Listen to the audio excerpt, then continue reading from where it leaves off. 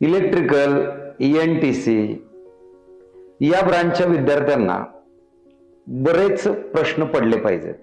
आज मी एक प्रश्न विचारतो. आपल्या घरामध्ये व्होल्टेज किती येतं, करंट किती येतो, पॉवर किती आहे आणि फ्रिक्वेन्सी किती आहे माहिती आहे का तुम्हाला?